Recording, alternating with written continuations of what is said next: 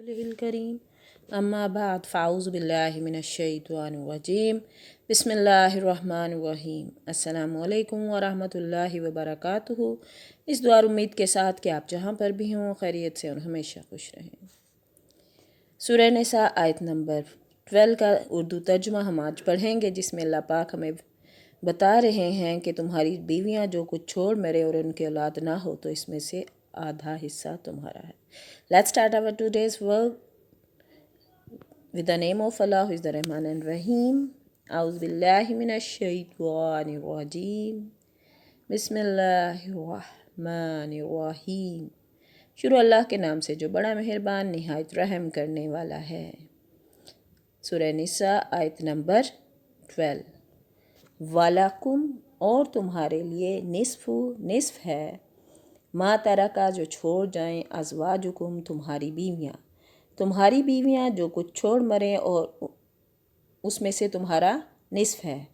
علم اگر یکن لہن نہ ہوں اس میں ولد اولاد اور ان کی اولاد نہ ہو، تو تمہاری بیویاں جو کچھ چھوڑ مریں اور ان کی اولاد نہ ہو تو اس میں سے تمہارا آدھا حصہ ہے۔ فَإِنْ كَانَ لَهُنَّ وَلَدٌ پس اگر ہو ان کی اولاد، فَلَكُمْ پس تمہارے لیے ربع چوتھا حصہ ہے، اور اگر ان کی اولاد ہو تو ان کے چھوڑے ہوئے مال میں سے تمہارے لیے چوتھائی ہے۔ مما ترکنا جو چھوڑا اس نے، من بعد وصیت کے، یعنی اس وصیت کے جو اس نے کی، اس وصیت کی ادائیگی کے بعد، یوصین بہا او دین، اس وصیت کی ادائیگی کے بعد جو وہ کر گئی ہوں یا قرض کے بعد۔ سلبی اولاد کی عدم موجودگی میں بیٹے کی اولاد یعنی پوتے بھی اولاد کے حکم ہے۔ اس پر امت کے علماء کا اجماع ہے۔ فتح القدیر اور ابن کثیر میں یہ بات درج کی گئی ہے۔ اسی طرح مرنے والے شوہر کی اولاد خواہ اس کی وارث ہونے والی موجودہ بیوی سے ہو یا کسی اور بیوی سے، اسی طرح مرنے والی عورت کی اولاد اس کے وارث ہونے والے موجودہ خاوند سے ہوں یا پہلے کے کسی خاوند سے۔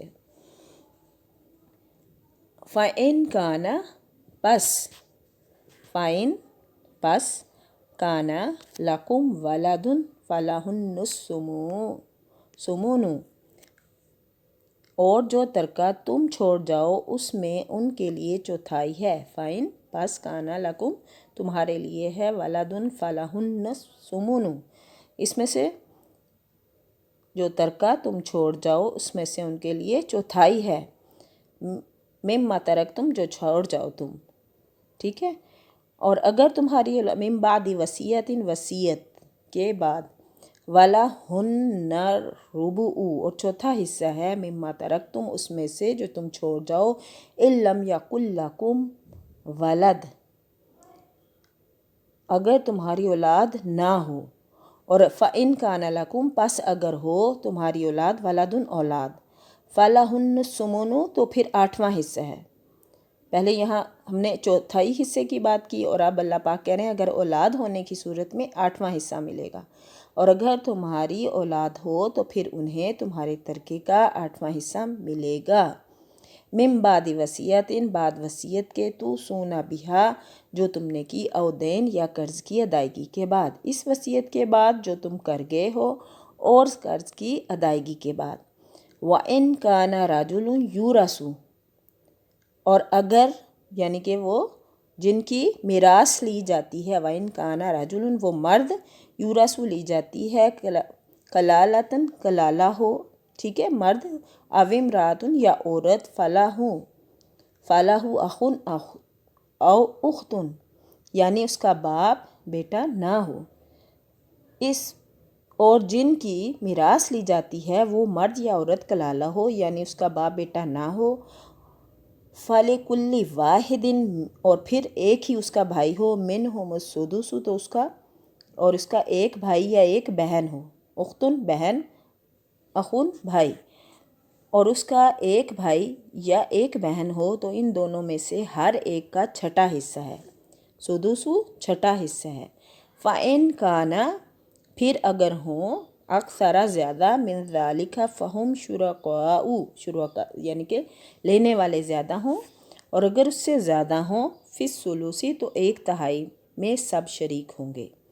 من بعدی بعد وصیتن، اس وصیت کے، یوصی بہا جو اس نے کی، اس وصیت کے بعد جو کی جائے، او دین اور قرض کے بعد، غیر مضارن جبکہ اوروں کا نقصان نہ کیا گیا ہو۔ وصیت من اللہ، یہ وصیت ہے اللہ کی طرف سے، یہ اللہ کی طرف سے مقرر کیا ہوا ہے۔ واللہ، اور اللہ علیم جاننے والا ہے، حلیم بردبار، اور اللہ دانا ہے بردبار ہے۔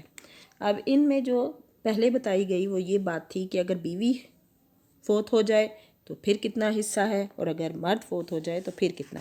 بیوی اگر ایک ہوگی تب بھی اسے چوتھا یا آٹھواں حصہ ملے گا، یعنی اگر اولاد نہ ہو تو چوتھا ملے گا، اور اگر اولاد ہوگی تو پھر آٹھواں ملے گا، اور اگر زیادہ ہوں گی تب بھی یہی حصہ ان کے درمیان تقسیم ہوگا۔ ہر ایک کو الگ الگ چوتھائی یا آٹھواں حصہ نہیں ملے گا، یہ بھی اجماعی فیصلہ ہے، فتح القدیر میں درج ہے۔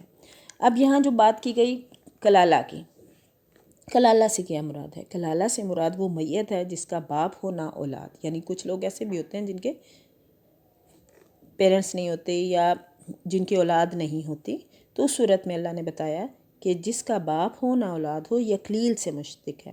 اکلیل تاج کو کہتے ہیں جو کہ سر کو اس کے اطراف کناروں سے گھیرتا ہے۔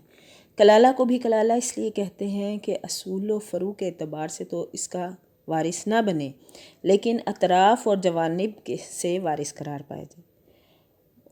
اور کہا جاتا ہے کہ کلالہ کلل سے مشتق ہے، جس کے معنی ہے تھک جانا، یعنی گویا اس شخص تک پہنچتے پہنچتے سلسلہ نسب جو تھا وہ تھک گیا اور آگے نہ چل سکا۔ اس سے مراد اخیافی بہن بھائی ہیں جن کی ماں ایک ہو، باپ الگ الگ، کیونکہ یعنی بھائی یا الاتی بہن بھائی کا حصہ میراث اس طرح نہیں ہے، اور اسی کا بیان جو اس صورت کے آخر میں آ رہا ہے، اور یہ مسئلہ بھی اجماعی ہے۔ دراصل نسل کے لیے مرد و زن میں للذکر مثل حظ الانثیین کا قانون چلتا ہے۔ یہی وجہ ہے کہ بیٹے بیٹیوں کے لیے اس جگہ اور بہن بھائیوں کے لیے آخری آیت نساء میں ہر دو جگہ یہی قانون ہے۔ البتہ صرف ماں کی اولاد میں چونکہ نسل کا حصہ نہیں ہوتا، اس لیے وہاں ہر ایک کو برابر کا حصہ دیا جاتا ہے۔ بہرحال ایک بھائی یا ایک بہن کی صورت میں ہر ایک کو چھٹا حصہ ملے گا۔ اب بیان کی جا رہی ہے کہ اگر ایک سے زیادہ ہونے کی صورت میں بہن بھائی یہ سب ایک تہائی حصے میں شریک ہوں گے، نیز اس میں مذکر یا مؤنث کے اعتبار سے بھی فرق نہیں کیا جائے گا۔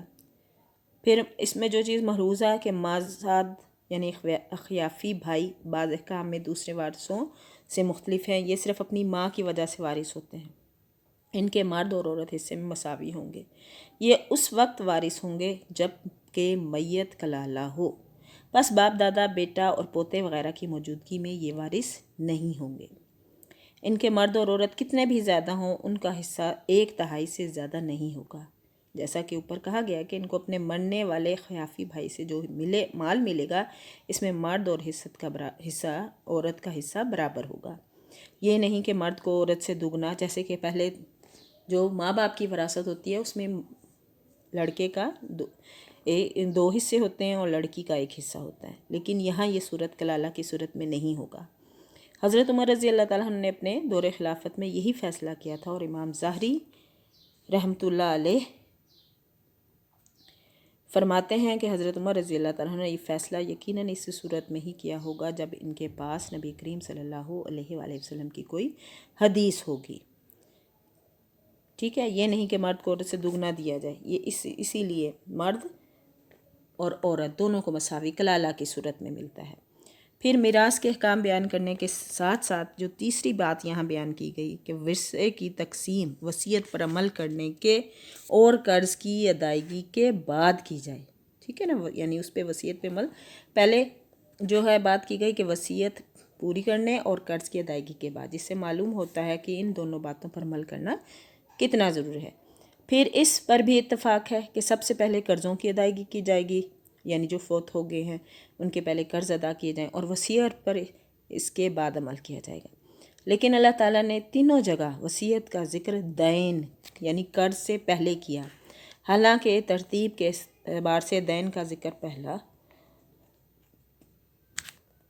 ہونا چاہیے تھا۔ اس میں حکمت یہ ہے کہ قرض کی ادائیگی کو تو لوگ اہمیت دیتے ہیں، نہ بھی دیں تو لینے والے زبردستی بھی وصول کر لیتے ہیں، لیکن وصیت پر عمل کرنے کو غیر ضروری سمجھا جاتا ہے، اس لیے اللہ پاک نے پہلے وصیت کہا اور پھر جو ہے وہ دین کی بات کی، یعنی قرض کی۔ پھر اگر یہ بات آ گئی کہ اگر ملحوظہ جو اس میں بات ہے کہ اگر بیوی کا حق مہر ادا نہ کیا گیا ہو تو وہ بھی دین کی صورت میں شمار ہوگا، یعنی قرض میں، اور اس کی ادائیگی بھی وراثت کی تقسیم سے پہلے ضروری ہے۔ نیز عورت کا حصہ شرعی اس مہر کے علاوہ بھی ہوگا، یعنی یہ نہیں کہ صرف اس کو وہ شرعی مہر دے دیا تو اس کا حصہ نہیں رہا، بلکہ اس کا جو حصہ ہے وہ ایز اٹ از رہے گا۔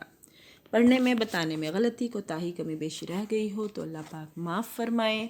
جہاں بھی رہیں خوش رہیں، دعاؤں میں یاد رکھیے گا۔ وآخر دعوانا ان الحمدللہ رب العالمین۔ یہ یاد رکھیں ہمارے پیارے اللہ نے کہا ہے کہ وصیت ضرور کرنی ہے، اپنے قرض کی ادائیگی، اپنے معاملات کو کلیئر رکھیں تاکہ دوسروں سے بجائے اس کے کہ دوسرے آپ کا قرض ادا کریں، اپنے معاملات کو فیئر رکھیں۔ اللہ پاک مجھے اور آپ کو عمل کرنے، زیادہ سے زیادہ عمل کرنے والا بنائے، ہمیں ہر وہ بھلائی عطا فرمائے جس کی ہمارے پیارے نبی نے دعا فرمائی، اور ہمیں ہر اس برائی سے، ہر اس گناہ سے، ہر اس شر سے محفوظ رکھیں جس سے ہمارے پیارے نبی نے پناہ مانگی۔ جہاں بھی رہیں خوش رہیں، دعاؤں میں یاد رکھیے گا۔ وآخر دعوانا ان الحمدللہ رب العالمین۔ فی Aman Ullah with best wishes and good luck۔